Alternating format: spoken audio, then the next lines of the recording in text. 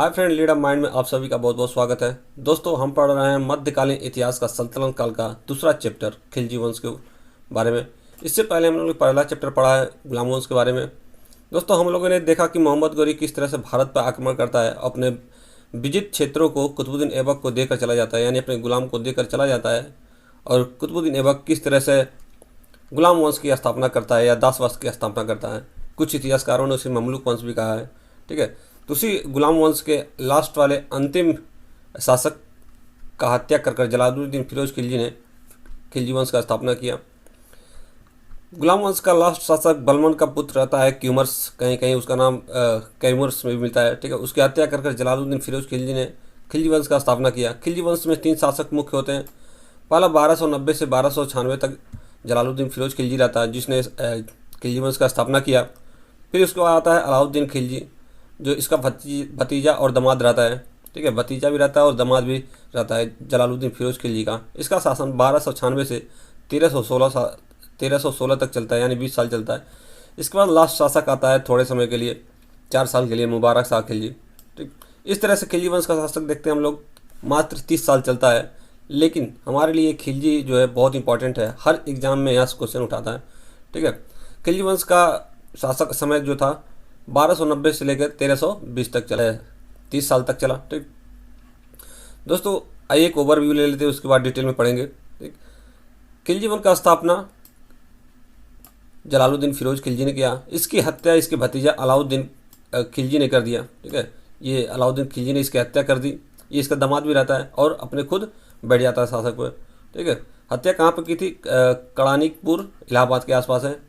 जलालुद्दीन फिरोज खिलजी ने अपना राज्य अभिषेक कैकूबाद के कूनागढ़ी या कोलाखरी के महल में करवाया था, जिसे बलबन का महल भी कहा जाता है।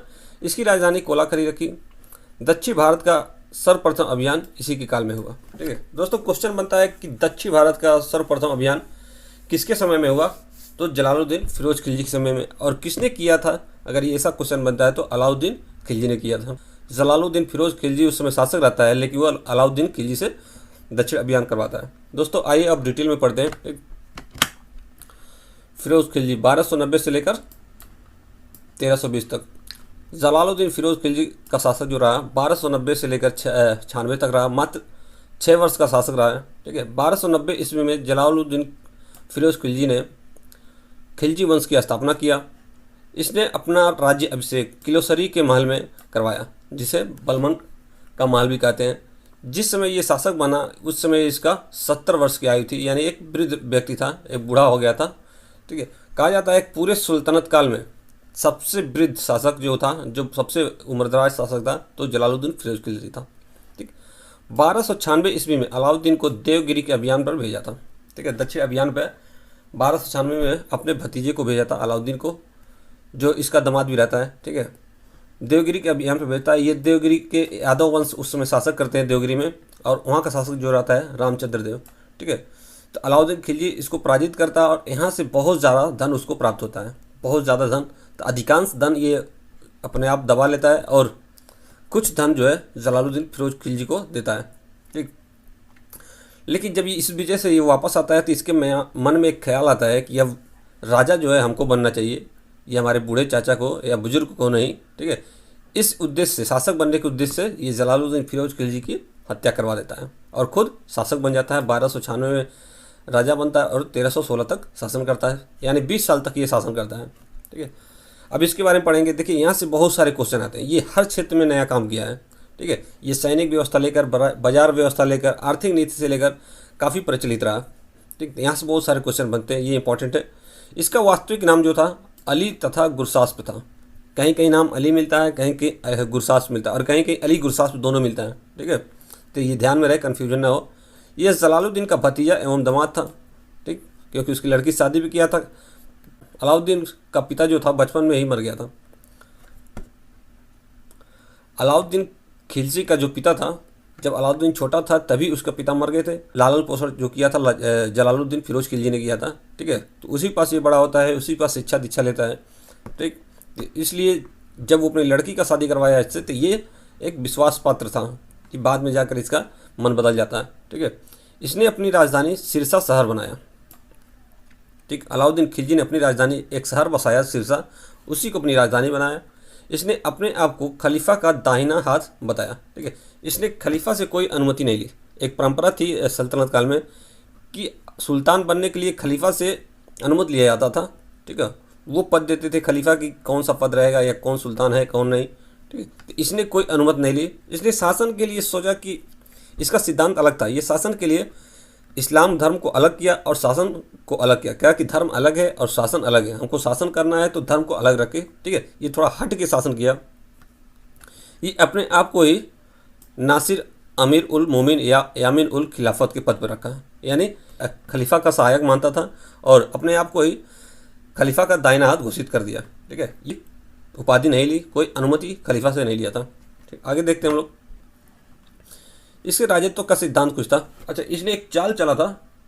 जब जलालुद्दीन फिरोज खिलजी की इसने हत्या करवाई, तुरंत बाद इसने क्या किया, जलालुद्दीन फिरोज खिलजी के 2 पुत्र थे। ठीक है, एक अरकली खान और एक इब्राहिम खान, उनकी भी हत्या करवा दी ताकि आगे चल के कोई प्रॉब्लम ना हो, तो उनकी भी हत्या करवा दी। ठीक है, इसके राजत्व के सिद्धांत क्या थे, ये देखिए। इसने इस्लाम सिद्धांत के अनुसार शासन नहीं किया। ठीक, जैसे और राजा हैं इस्लाम कबूल करवाएं, ठीक है, और इस्लाम धर्म के अनुसार शासन किए, लेकिन ये इस्लाम धर्म के अनुसार शासन नहीं किया। इसने खलीफा से सुल्तान पद की स्वीकृति भी नहीं ली। ठीक है, खलीफा से सुल्तान पद की स्वीकृति भी नहीं ली, अपने आप को ही खलीफा का सहायक घोषित कर दिया। इसने निरंकुश शासन की स्थापना की। ठीक है, निरंकुश शासन मतलब क्या होता है कि राज्य के लिए, ठीक है, साम्राज्य के लिए जो उचित हो वही करना। उसमें ये नहीं देखना कि प्रजा को हानि होती है या प्रजा की हत्या हो रही है या प्रजा मर रहे हैं या जी रहे हैं, उससे कोई मतलब नहीं। जो राज्य के हित में रहेगा वही करना। ठीक है, तो इसने निरंकुश शासन की स्थापना की। देखिए क्या होता है जब ये शासक बना, क्योंकि इसने अपने चाचा की हत्या की था। ठीक है, चाचा का हत्या करने की वजह से बहुत से लोग इसके विद्रोह में हो गए थे, इसके विरुद्ध हो गए थे। ठीक, तो इसके शासक बनते ही चारों तरफ विद्रोह शुरू हो गया। ठीक है, इसके समय में कुल 4 विद्रोह हुए। ठीक है, इसके शासन बनते ही विद्रोह शुरू हो गया और इसके समय में कुल 4 विद्रोह हुए। विद्रोह तो किसी तरह ये दबा दिया सैनिक के बल पर। ठीक है, लेकिन आगे विद्रोह न हो उसके लिए इसने 4 अध्यादेश जारी किए। आगे कोई विद्रोह न हो इसके लिए 4 अध्यादेश जारी किए और अलग अलग नीति निकाली। ठीक है, इसने पहला अध्यादेश क्या जारी किया, दान उपहार पेंशन के रूप में दी गई भूमि को वापस ले ली। ठीक है, दान को मिल्क और उपहार को इनाम और पेंशन को वक्फ कहा जाता था। ठीक है, इस तरह की भूमि को वक्फ इन नामों से जाना जाता था, मिल्क, इनाम एवं वक्फ। ठीक है, तो उनको वापस लेकर खालसा भूमि में परिवर्तित कर दिया। खालसा भूमि का मतलब सरकार का भूमि। ठीक है, तो इसने दान उपहार पेंशन के रूप में दी गई भूमि को वापस ले ली और खालसा भूमि में परिवर्तित कर दी गई। ठीक है, ये भूमि किसको दिया गया था, जो अमीर थे, जमींदार थे, सामंत थे। ठीक है, उन सबसे इसने भूमि ले लिया। क्या इसका मानना था कि जो अमीर रहेगा, अमीर लोग ये विद्रोह करते हैं। ठीक है, जिनके पास पैसा ज़्यादा है, जिनके पास ज़मीन ज़्यादा है, ठीक, जो उस लायक हैं वही विद्रोह करेंगे और कोई विद्रोह करेगा नहीं। तो इसने पहला अध्यादेश यही जारी किया। ठीक, दूसरा क्या किया, इसने अच्छी गुप्तचर विभाग का गठन किया। ठीक है, अगला कोई विद्रोह ना हो इसलिए इसने गुप्तचर विभाग का गठन किया और जगह जगह अपने गुप्तचर भेजते रहे कि कहीं अगर रणनीति बनती है, कूटनीति बनती है विद्रोह करने का, तो इसे जल्दी मतलब इसे पहले ही पता चल जाएगा। ठीक है, और विद्रोह को रोका जा सकता है। इसने अगला देखिए क्या अध्यादेश जारी किया, इसने शराब, भांग, जुआ आदि पर प्रतिबंध लगा दिया। इसका मानना था कि अमीर लोग या जो भी शराब पीने वाले हैं, ठीक है, जो बड़े लोग हैं, एकत्रित होते हैं, कहीं बैठते हैं, महफिल जमती है, शराब पीते हैं, वहाँ पर कूटनीति की जाती है विद्रोह के लिए। ठीक है, इसलिए इसने शराब, भांग, जुआ आदि पर रोक लगा दिया। ऐसी कोई भी चीज़ नहीं करने दिया जहाँ पर लोग एकत्रित हों। ठीक, आगे देखिए, इसने अमीरों एवं सरदारों के विवाह संबंध पर भी प्रतिबंध लगा दिया। ठीक है, जैसे दावत वगैरह होता था, अमीरों का शादी होता था, वहाँ पे एकत्रित होते थे लोग। ठीक है, बड़े बड़े लोग, अमीरदार लोग और सरदार लोग। ठीक है, वहाँ पर खाना खाते थे, लेकिन वहाँ पर इकट्ठा होते थे। मेन बात ये था कि इकट्ठा होते थे, तो इसका मेन उद्देश्य ये था कि निश्चित है यही लोग विद्रोह करते होंगे जो अमीर है। तो इसने क्या किया, ऐसे जगहों पर भी प्रतिबंध लगा दिया। ठीक, आगे देखते हैं, इसने अध्यादेश जारी नहीं किया। अगला इसने क्या किया, हिंदुओं पर कठोर नीति के तहत उन्हें निर्धन बना दिया ताकि वो विद्रोह न कर सके। ठीक है, इसका मानना था कि जो निर्धन रहेगा अगर कोई, तो विद्रोह नहीं करेगा, जिसके पास पैसा ही नहीं रहेगा तो विद्रोह कहाँ से करेगा। ठीक है, तो इसने क्या किया कि हिंदुओं जो थे उन पर तरह तरह के कर ला दिए, लगान और भी बहुत सारे टैक्स लगा दिए ताकि वो उसी में चुकाते चुकाते वो निर्धन हो जाए, उनकी भूमि वापस ले ली गई जो भूमि दी गई थी। ठीक है, इस तरह से हिंदुओं को भी इसने निर्धन बना दिया। आगे देखते हैं, इसने राजस्व कर व्यवस्था में भी बहुत कुछ अंतर किया जो पहली बार हुआ था। ठीक है, इसने राजस्व कर व्यवस्था में कुछ अंतर किया। देखिए क्या किया, मंगोलों का मुकाबला करने एवं सुदृढ़ साम्राज्य की स्थापना करने के उद्देश्य से कर में वृद्धि की। देखिए मंगोल जो थे वो इल्तुतमिश के यही समय से चले आ रहे थे। ठीक है, मंगोलों का खतरा बढ़ता ही जा रहा था। ठीक है, इल्तुतमिश के भी समय में देखते हैं हम लोग, बलबन के भी समय में देखते हैं। ठीक, और इसके समय में तो लगभग 6 बार आक्रमण किए मंगोलों ने। अलाउद्दीन खिलजी के समय में लगभग 6 बार आक्रमण किए। तो ऐसा क्वेश्चन बनता है कि मंगोलों ने सबसे ज़्यादा आक्रमण किसके काल में या किसके शासनकाल में किया था? तो अलाउद्दीन खिलजी के शासनकाल में किया था। ठीक है, लेकिन इसने मंगोलों को रोका। ठीक, इसके कुछ मुख्य सेनापति थे, उसके बारे में भी बात करेंगे।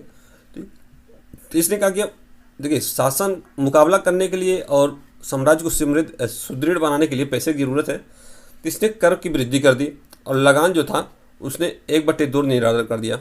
मतलब 50% भूमि पर लगान निर्धारित कर दिया, क्योंकि मतलब सीधा समझ लिए आधा सरकार को जाएगा आधा जनता के पास।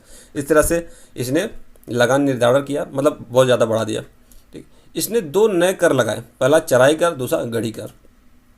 ठीक है, ये भी एक नया काम किया इसने, 2 कर लगाए। चराई कर दुधारू पशुओं पर लगता था, जो चारागार वगैरह क्षेत्र होते थे उसके हिसाब से। और गढ़ी कर मतलब घरों पर लगता था, जिसमें अगर घर बनवा के कोई रह रहा है, भले ही झोपड़ी हो, पक्की मकान हो, ठीक है, उन सभी घरों पर गढ़ी कर लगता था। तो ये 2 तरह की इसने कर बढ़ा दिए। ठीक है, आगे देखिए इसने क्या किया नया काम, इसने खम्स का 3/4 अपने पास और बाकी सैनिकों को दान देना शुरू कर दिया। दान देना क्या है, उनका हिस्सा देना शुरू कर दिया। ठीक, खम्स मतलब लूट का माल। जब कहीं भी आक्रमण होता था, कहीं युद्ध करने जाते थे, वहाँ से जो धन की प्राप्ति होती थी, जो लूट के लाते थे, ठीक है, उसका 3/4 अपने पास रखा और बाकी सैनिकों को देना शुरू कर दिया। ठीक, तो इसने यह पहला नया काम किया। ठीक है, यह पहला शासक था जिसने भूमि की माप कराकर लगान वसूला। ठीक है, इसने क्या किया, भूमि की पैमाइश करवाई, भूमि का माप करवाया, ताकि लगान जो है कम ना वसूला जा सके गलती से। ठीक है, तो इसने ये पहला शासक था जिसने भूमि का माप कराकर लगान वसूलना शुरू किया। कौन? अलाउद्दीन खिलजी बात हो रही है। ठीक है, लगान वसूलने के लिए मुस्त खराज एक पोस्ट होता था। ठीक है, एक अधिकारी का ये पोस्ट है, मुस्त खराज पोस्ट का नियुक्त किया। ठीक है, और एक विभाग का नियुक्त किया, दीवाने मुस्त खराज। ठीक, ये लगान वसूलने वाला विभाग था और ये लगान वसूलने वाला अधिकारी था। ठीक है, तो ये लोग अलग अलग क्षेत्र में जाकर लगान वसूलते थे। ठीक है, और विभाग को आकर रिपोर्ट करते थे। तो इसने लगान वसूलने के लिए अलग से विभाग बना दिया। सैनिक सुधार में क्या किया, देखिए सैनिक सुधार में भी इसने नया काम किया। ठीक है, यहाँ से बहुत ज़्यादा क्वेश्चन बनते हैं, ये बता दे रहे हैं आपको। ठीक, इसने नया काम क्या किया, अस्थाई सेना एवं नगद वेतन देना शुरू किया। देखिए अभी तक जो राजा थे या सुल्तान, अस्थाई सेना किसी के पास नहीं थी। ठीक है, जब युद्ध होने वाला रहता था तो तब सेना की बहाली की जाती थी, और युद्ध खत्म होने के बाद भूमि देकर या कुछ उसके बदले देकर, ठीक है, उसको हटा दिया जाता सेना को। फिर युद्ध होने वाला रहता था, फिर इसी तरह बहाली होती थी। लेकिन इसने क्या किया, क्योंकि इसने फिरोज खिलजी को हत्या करके शासक बना था, विद्रोह का ज़्यादा डर था। ठीक, इसने सैनिक अस्थाई सेना रखा जो हर महीने वेतन दिया जा सके। ठीक है, इसलिए अस्थाई सेना रखा, क्योंकि इसके पास पैसे भी एकत्रित हो गए थे कर के वजह से, लगान की वजह से।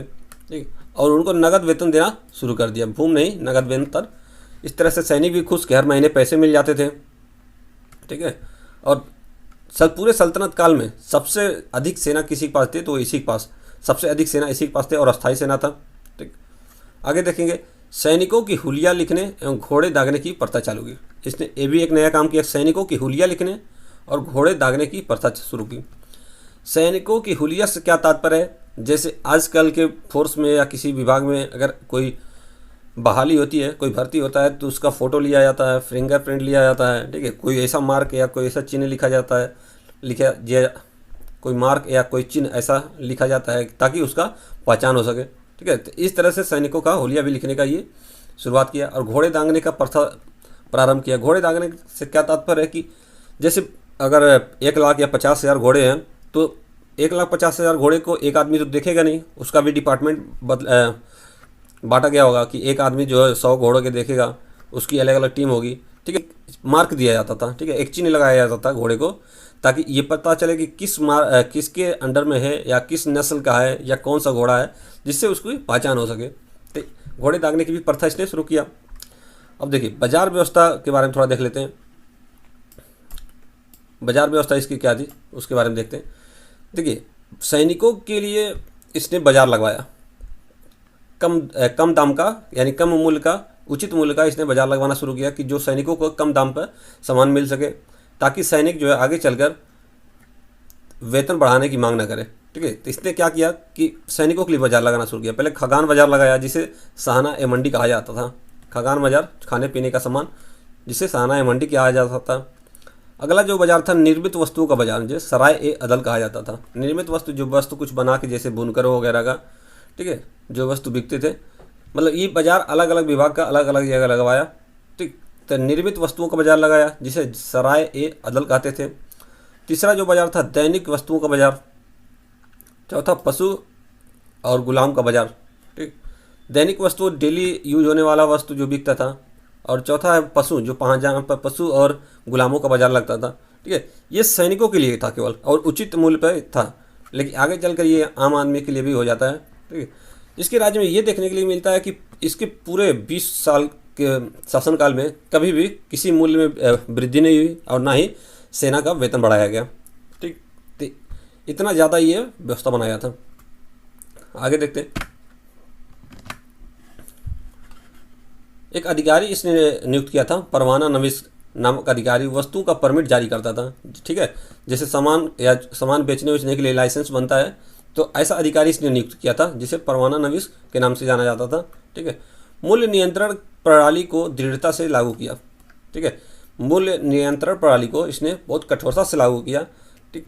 बाजार में ऐसा होता है कि कभी कभी कोई ठगी करता है, कम माल तौल देता है, तो ऐसा नियम इसने निकाला कि अगर कोई माल कम तौलता है, ठीक, अपने गुप्तचर और अधिकारी भी लगाया था इसने बाजार में, कि ताकि वो देखभाल करें। तो ऐसा काम किया था कि अगर कोई कम माल तौलता है, ठीक है, और पकड़ा जाता है, तो उसके शरीर से उतने ही मांस काट लिए जाएंगे जितना वो कम माल तौला रहेगा, ठीक। इतनी कठोरता से इसने नियम लगाया था ताकि कोई कर न सके। आगे देखेंगे, माप तौल में बेईमानी को रोका। इसी तरह इसने बेईमानी को रोक दिया। मूल्य नियंत्रण को सफल बनाने में मुहतसिब, जो सेंसर कहते हैं, और नाजिर जो नाप तौल अधिकारी होता था, ठीक है, इनकी मुख्य भूमिका थी। अलाउद्दीन खिलजी के आर्थिक नीति की जानकारी जो हमें मिलती है, जियाउद्दीन बर्नी के तारीख़ शाही से मिलती है। तारीख़ शाही एक ग्रंथ है, एक पुस्तक है, जियाउद्दीन बर्नी ने लिखा है, ठीक है। तो इससे हमें अलाउद्दीन खिलजी के आर्थिक नीति की जानकारी मिलती है। आगे देखते हैं, इसने सिकंदर ए सानी की उपाधि धारण की थी, ठीक है। इसने सिकंदर ए सानी की उपाधि धारण की, और इसे द्वितीय सिकंदर के भी नाम से जाना जाता है, ठीक। तो क्वेश्चन आता है कि द्वितीय सिकंदर की सुल्तान को जाना जाता है, तो अलाउद्दीन खिलजी को, या सिकंदर ए सानी की उपाधि किसने धारण की, तो अलाउद्दीन खिलजी ने धारण की थी, ठीक। आगे देखते हैं, इसने नई धर्म की स्थापना करना चाहा, ठीक है। पैगंबर की तरह इसने नया धर्म का स्थापना करना चाहा, लेकिन असफल रहा, ठीक, हो नहीं सका।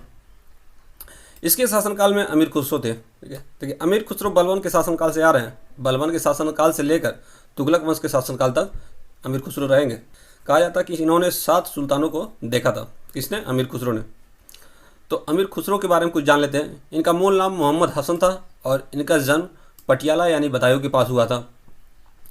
जन्म इनका 1253 ईस्वी में हुआ था, ठीक है। ये सूफी संत निज़ामुद्दीन औलिया के शिष्य थे। कौन? अमीर खुसरो, ठीक है। ये बलबन से लेकर मोहम्मद तुगलक तक दिल्ली के सुल्तानों के दरबार में रहे, ठीक है। कहा जाता है कि 7 सुल्तानों को इन्होंने देखा, बहुत लंबे समय तक रहे हैं। इन्हें तूतिए हिंद के नाम से भी जाना जाता है, यानी भारत के तोता, ठीक है। भारत के तोता किसको कहा जाता है? तो अमीर खुसरो कहा जाता है। इन्होंने सितार और तबले का आविष्कार किया, ठीक। सितार और तबले का आविष्कार का श्रेय किसे जाता है? तो अमीर खुसरो को जाता है, ठीक है। साम्राज्य विस्तार के बारे में देख लेते हैं थोड़ा, ठीक है। इसने गुजरात, रणथंभौर, बंगाल, चित्तौड़गढ़ और दक्षिण भारत आदि पर अभियान चलाया, ठीक है। दक्षिण भारत पर अभियान, प्रथम अभियान किसके शासनकाल में चला था? तो जलालुद्दीन फिरोज खिलजी के शासनकाल में चला था। और किसने चलाया था? तो अलाउद्दीन खिलजी, ठीक है, वो अभियान किया था, ठीक। फिर ये दूसरी बार अभियान करता है अलाउद्दीन खिलजी दक्षिण भारत का, ठीक, ठीक है। वहाँ रणथंभौर को विजय करता है, बंगाल, चित्तौड़गढ़, ठीक। कहा जाता है कि चित्तौड़गढ़ में एक रानी थी, पद्मिनी या पद्मावती, ठीक है। तो उनको देखने के लिए ये युद्ध किया गया था, उनको देखने या पाने की इच्छा से इसने युद्ध किया था। ठीक है, अधिकांश क्षेत्रों पर इसने विजय पाया। गुजरात में उसे मलिक काफूर मिला। ठीक है, एक मलिक काफूर जो बहुत प्रसिद्ध और बहुत ही कुशल सेनापति था, किसका, अलाउद्दीन खिलजी का। ठीक है, ये गुजरात अभियान के दौरान ये मलिक काफूर मिला था। मलिक काफूर के बारे में थोड़ा बता दें आपको, ये गुलामों के बाजार में बिक रहा था। ठीक है, मलिक काफूर की पर्सनालिटी लगभग 7 फुट थी और इसे 1000 दिनार में अलाउद्दीन खिलजी ने खरीदा था। असल में ये एक हिजड़ा था। ठीक है, ये एक हिजड़ा था। ठीक है, उसको खरीद कर लाया था। ये आगे चल के बहुत सक्सेस रहता है, दक्षिण भारत अभियानों में साथ देता है, किसका, अलाउद्दीन खिलजी का।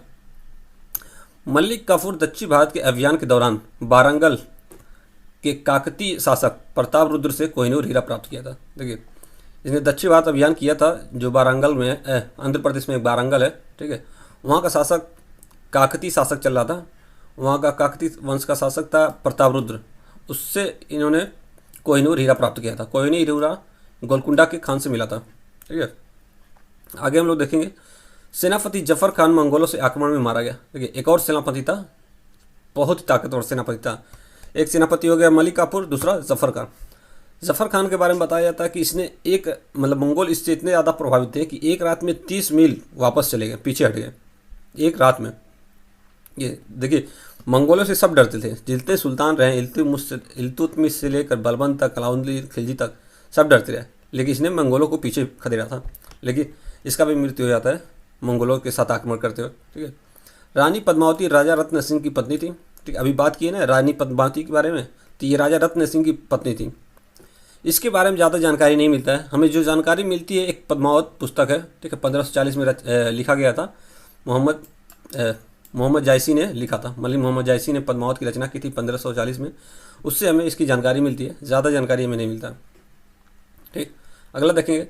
इन्होंने क्या किया था। अच्छा, जब अलाउद्दीन खिलजी ने आक्रमण किया चित्तौड़गढ़ पर इनको पाने के लिए, तो पा तो नहीं सका, लेकिन पद्मावती जो है जौहर अपना लेती है। जौहर प्रथा मालूम है ना, आग में जल जाती हैं, मतलब आत्महत्या कर लेती हैं अपने आप को। आगे देखते हैं। दक्षिण भारत पर अभियान मलिक काफूर ने 1307 ईस्वी में किया था। दक्षिण भारत पर अभियान 1307 में मलिक काफूर ने अभियान किया था। उस समय रामचंद्र देव वहाँ का शासक था। ठीक, आगे देखेंगे। इसके समय में मंगोलों ने 6 बार आक्रमण किया था। अलाउद्दीन खिलजी के समय में मंगोलों ने लगभग 6 बार आक्रमण किया था। सबसे ज़्यादा आक्रमण किसके समय में हुआ, मंगोलों के आक्रमण में, अलाउद्दीन खिलजी के समय में मंगोलों का आक्रमण हुआ। अगला देखेंगे। कुछ निर्माण करवाया था इसने अलाउद्दीन खिलजी ने, उसको देख लेते हैं। अलाई दरवाज़ा बनवाया गुजरात विजय के दौरान। जब गुजरात विजय किया तो उसी दौरान इसने अलाई दरवाज़ा बनवाया था, कुतुब मीनार के सामने एकदम। इसे इस्लामी वास्तुकला का रत्न भी कहा जाता है। ठीक है, अलाई दरवाज़ा को इस्लामी वास्तुकला का रत्न भी कहा जाता है। ठीक है, क्वेश्चन आता है कि इस्लामी वास्तुकला का रत्न किसने कहा जाता है, तो अलाई दरवाज़ा को। इसने एक वृत्ताकार अलाई किला भी बनवाया था, जिसे कोसिकी सिटी कहा जाता है। ठीक है, इसने हौज खास सीरी फोर्ट का किला बनवाया था दिल्ली में। जमात खाना मस्जिद बनवाया था। 1000 खम्बा महल इसी ने बनवाया था। ठीक है, इसकी मृत्यु जलोदर नामक रोग के कारण 1316 में हो गई थी। किसकी, अलाउद्दीन खिलजी की मृत्यु हो गई थी जलोदर नामक रोग के कारण 1316 में। ठीक, उसके बाद इसका उत्तराधिकारी मुबारक शाह बैठता है गद्दी पर, केवल 4 साल शासन करता है। ठीक है, क्योंकि यह अयोग्य शासक था और ऐसा भी कहा जाता है कि ये मानसिक संतुलन इसकी सही नहीं थी, ये थोड़ा पागल टाइप था। ठीक है, इसने देखिए कुछ अटपटा हरकत करता था। ठीक है, इसे नग्न स्त्री और पुरुष का संगत पसंद था। यह कभी कभी राज दरबार में स्त्रियों का वस्त्र पहनकर दौड़ा करता था। ठीक है, इसीलिए कहते हैं कि इसका मानसिक स्थिति कुछ ठीक नहीं था। इसने अपने आप ही खलीफा की उपाधि धारण कर ली। देखिए, ना ही खलीफा से अनुमति लिया, ना ही कुछ, सीधे अपने आप को खलीफा ही उपाधि धारण कर लिया। ठीक, आगे देखते हैं। इसके बाद जो अगला शासक आता है नसरुद्दीन खुसरो खान। ठीक है, नसरुद्दीन खुसरो खान इसका वजीर रहता है। ठीक है, इसकी हत्या कर देता है 1320 में और शासक बन जाता है। ये भी कुछ ही समय तक शासक रहता है, उसके बाद तुगलक वंश का समय शुरू हो जाएगा। ठीक, तो कहा जाता है कि नसरुद्दीन खुसरो खान एक हिंदू था जो अपना धर्म परिवर्तन करके शासन करना शुरू कर दिया। तो ऐसा होने लगता है, अमीर विरोध करने लगते हैं, सरदार और जो अमीर दरबारी होते हैं वो विरोध करते हैं कि इस्लाम खतरे में है, खतरे में। तो आगे चल के तुगलक वंश आता है और गयासुद्दीन तुगलक आता है, इसको पराजित करके अपना वंश स्थापित करता है। ठीक है, ये मोहम्मद शाह का वजीर था। इसने मुबारक शाह की हत्या कर दिया। इसने पैगंबर के सेनापति की उपाधि धारण की। किसने? नसरुद्दीन खुसरो खान ने किसकी उपाधि धारण की? पैगंबर सेनापति की। तो ऐसा क्वेश्चन आता है कि पैगंबर के सेनापति की उपाधि किसने धारण की थी? तो नसरुद्दीन खुसरो खान। ठीक है, यहाँ से ये टॉपिक समाप्त हो जाता है। दोस्तों अभी तक हम लोगों ने कुतुबुद्दीन ऐबक के बारे में पढ़ लिया सल्तनत काल में, और खिलजी वंश के बारे में पढ़ लिया। अगला तुगलक वंश होगा। ठीक है, वीडियो अच्छी लगे तो लाइक करें, शेयर करें और सब्सक्राइब करें।